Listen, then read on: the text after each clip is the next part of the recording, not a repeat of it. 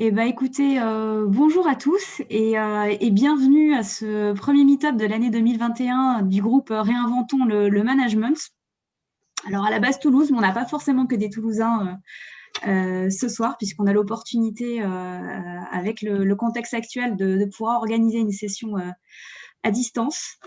Donc on vous accueille chaleureusement ce soir pour ce meet-up dédié à la gouvernance adaptative et à l'agilité organisationnelle. Alors, pourquoi ce sujet de la gouvernance adaptative et de l'agilité organisationnelle? J'ai eu la chance pendant plus de 5 ans d'intervenir chez Orange sur de nombreuses expérimentations autour de ce sujet et de rencontrer Nicolas qui nous fait l'honneur et le plaisir de nous partager son expérience, tout en sachant il va partager une expérience particulière, dont vous pourrez retrouver, un autre témoignage sur ma page LinkedIn, hein. Que c'est pas moi qui l'ai écrit, hein, mais qui s'appelle, «L'innovation managériale s'incarne», et là, vous aurez, un témoignage de Stéphane Pensivi dont, Nicolas vous parlera. Au programme ce soir, on va très brièvement vous présenter de quoi on parle. C'est quoi l'organisation agile et la gouvernance adaptative, sachant que ce n'est pas une formation, on a très peu de temps, donc on va vous donner quelques éléments, mais on est quand même sur des sujets complexes, hein, comme vous l'imaginez. Donc ça vous donnera une carte du monde. Et assez rapidement, on va passer au retour d'expérience de Nicolas. Des temps de questions et réponses. Donc, au fur et à mesure, n'hésitez pas à écrire vos questions dans le chat que Maud attrapera à la volée et nous posera de manière fine dans les espaces. Et puis on prendra un petit temps de réflexion tous ensemble en fin, pour clôturer à 19h, sachant que ceux qui veulent rester discuter de manière libre pourront encore, on laissera la salle ouverte et on sera là pour des échanges libres au besoin. OK? Et du coup, de quoi on parle quand on parle d'organisation agile et de gouvernance adaptative? Alors, ce qu'il faut, je vais d'abord préciser le terme de gouvernance. Donc, gouvernance, c'est un terme qui est récent, qui est apparu dans les années 90. Et très souvent, dans les organisations, j'entends une confusion entre gouvernance et les chefs. Donc, c'est pour ça que je me suis permis de rajouter ça, parce que la gouvernance en soi, c'est la manière dont le pouvoir est organisé et exercé. Donc, c'est l'ensemble des manières de faire, la processus, les organes de décision, mais aussi d'information, de mesure, hein, garante du bon fonctionnement global et d'une meilleure coordination de l'ensemble. Donc ça, c'est pour gouvernance.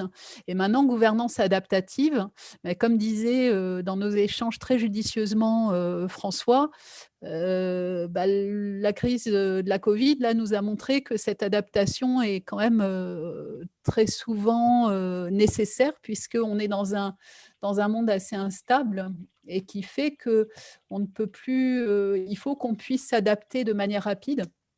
Mais ce n'est pas toujours simple parce que nos manières de faire pyramidales, hein, peuvent entraver cette bonne adaptation. Et donc, du coup, quand on parle de gouvernance adaptative et d'organisation agile, il faut savoir que derrière les éléments théoriques que je vais vous présenter succinctement, c'est avant tout une pratique. Et alors, le terme de gouvernance adaptative, il a été créé chez Orange en 2015, sachant que c'est une adaptation d'une pratique que vous connaissez peut-être qui s'appelle l'holacratie, mais qui est une pratique très spécifique avec un trait de marque où il faut, pour être en holacratie, signer la Constitution. Et l'holacratie, c'est quoi? Vous allez me poser la question, je suis sûre. Il y en a qui doivent connaître et puis d'autres non dans la salle.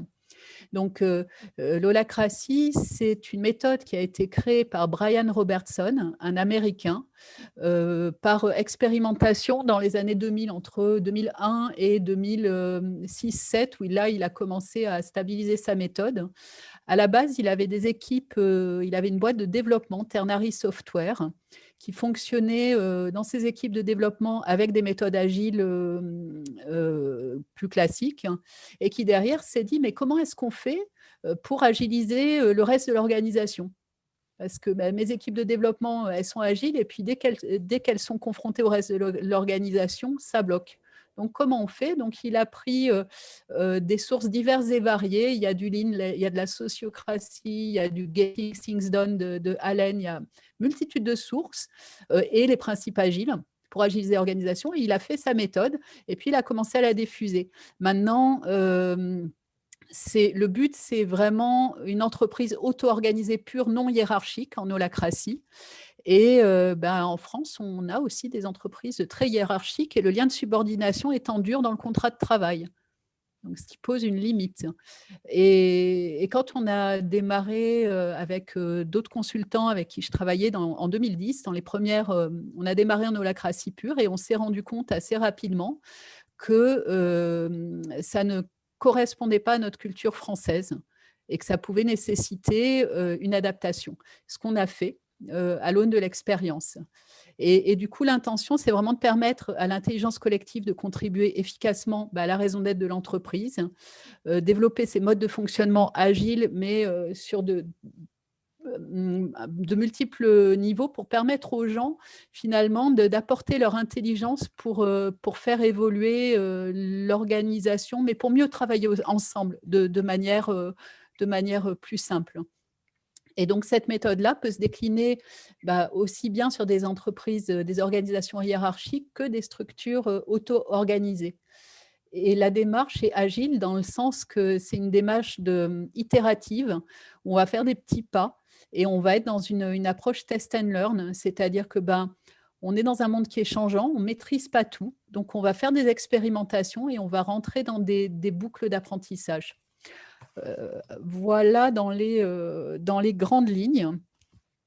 Du coup, c'est quoi l'intention de la gouvernance adaptative ? À gauche, vous avez l'organisation officielle. Je pense que vous êtes familier avec cette vision pyramidale. Et puis, au milieu, vous avez en général ce qui se passe en vrai. Donc, il y a ce qui devrait être et puis ce qui se passe parce que parfois, il y a des process qui ne marchent pas, il y a des copinages, il y a donc du coup, on bypass le système pour pouvoir fonctionner quand on le peut. Donc, une des premières entités que j'ai accompagnées, par exemple, ils se sont rendus compte quand on a réfléchi que sur les processus d'achat, ils étaient tous au même niveau. Mais en fait, pour certains, ils avaient 6 ou 8 mois d'attente parce qu'ils suivaient scrupuleusement les règles. D'autres avaient des passe-droits et pouvaient avancer seuls ou très rapidement. Et en fait, ils n'étaient pas égaux face à ça en fonction de leur connaissance organisationnelle. Donc ça, c'est l'organisation réelle. Et tout ça, ça ne dit pas quelle est l'organisation pertinente. C'est-à-dire qu'au fur et à mesure que le monde nous amène de nouveaux challenges, c'est une invitation à se reconfigurer et de se reconfigurer de manière organique. Parce que les gens qui sont plus près de l'événement, qui font, finalement, c'est eux souvent qui savent ce qui est le plus efficace et ils n'ont pas forcément la latitude. Donc, l'intention de la gouvernance adaptative, c'est de permettre à ce que l'organisation pertinente puisse au fur et à mesure émerger. Donc, c'est une dimension très organique. Et ça va se clarifier avec le témoignage de Nicolas et puis les informations après. Donc, du coup, il y a 6 éléments clés que je vais vous présenter dans les grandes lignes. C'est qu'on travaille sur une organisation et des équipes qui sont pilotées par leur raison d'être. Et donc, il y a une raison d'être, c'est un sens partagé et qui va nous permettre de nous aligner en tant qu'organisation et en tant qu'équipe, et sachant que cette raison d'être, elle est évolutive au fur et à mesure que le monde change. Et du coup, en fonction de cette raison d'être, il va y avoir un ensemble de rôles et de cercles qui vont être déterminants. C'est-à-dire que si vous devez, je ne sais pas, vous êtes une start-up de conseil, pour pouvoir fonctionner, je prends ça par hasard, mais je pourrais prendre Orange ou un autre exemple, il va y avoir un ensemble de rôles nécessaires pour fonctionner. Et quelles que soient les personnes présentes dans l'organisation, eh bien, il va falloir faire la compta, il va falloir délivrer les missions, il va falloir préparer des formations, etc. Et ça, c'est ce qu'on appelle des rôles. Et chaque rôle derrière, on va clarifier de quoi il est redevable pour l'organisation. Et pour éliminer vraiment les ambiguïtés sur les responsabilités des uns et des autres. Parce qu'évidemment, ces rôles seront, ce seront des personnes qui vont mettre leur énergie dans ces rôles et qui vont les faire vivre. Mais du coup, on va travailler à clarifier les périmètres, et quand un rôle ne peut pas être tenu par une personne, mais est tenu par plusieurs personnes, eh bien, ça va devenir un cercle. Et ce cercle-là, ce rôle-là, en gouvernance adaptative, il va avoir en tout cas le pouvoir de décision.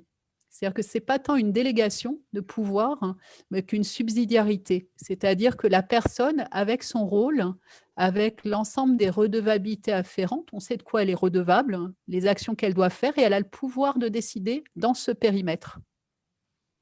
Et donc, chaque acteur va être responsabilisé, puisque chaque rôle aura pleine latitude pour décider et agir. Et ça, c'est un élément clé.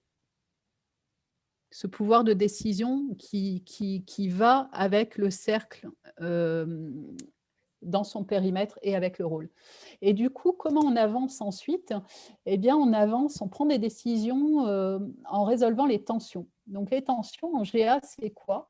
C'est un désir d'évolution. C'est-à-dire que je sens qu'il y a un truc qui ne va pas, je sens que peut-être ça fonctionne, mais je vois qu'on pourrait être beaucoup plus efficace. Ou peut-être qu'il y a des problèmes à adresser. Et ça, c'est ce qu'on appelle une tension.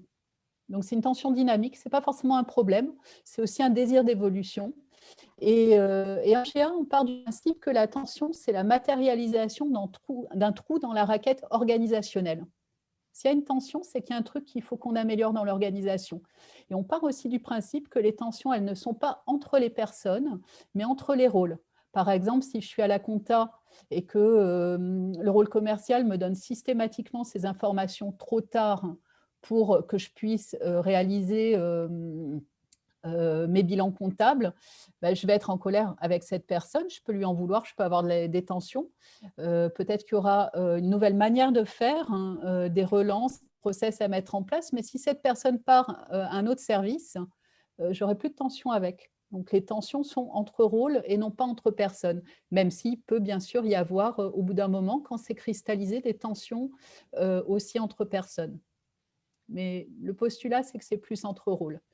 Et ensuite, pour mettre tout ça en mouvement, on a plusieurs types de réunions qui vont suivre un processus de facilitation vraiment spécifique et adapté à l'objectif pour pouvoir garantir l'efficacité. Et pour ce faire, il y a un binôme facilitateur-secrétaire qui est garant de ce processus.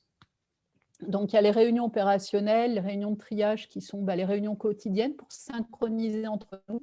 Les réunions de gouvernance où on va travailler sur comment, plus spécifiquement en intelligence collective, comment mieux fonctionner ensemble. Et il y a les réunions de stratégie opérationnelle où on va déterminer comment on avance par rapport à la raison d'être, nos priorités en équipe.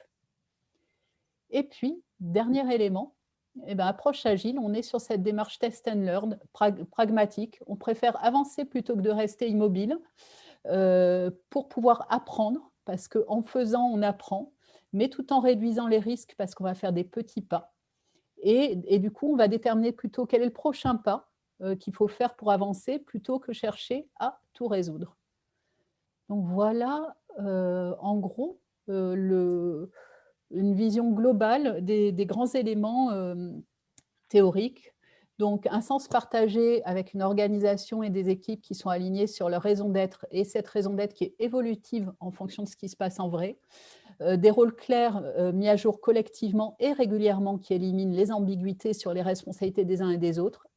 et qui sont distincts des personnes, des acteurs responsabilisés, car chaque rôle a toute latitude pour décider et agir, des problèmes résolus par le traitement de toutes les tensions et qui conduit systématiquement à des décisions, des réunions efficaces qui sont facilitées avec des processus adaptés et qui favorisent la participation de chacun, et puis une approche pragmatique avec une logique test and learn pour favoriser l'agilité opérationnelle.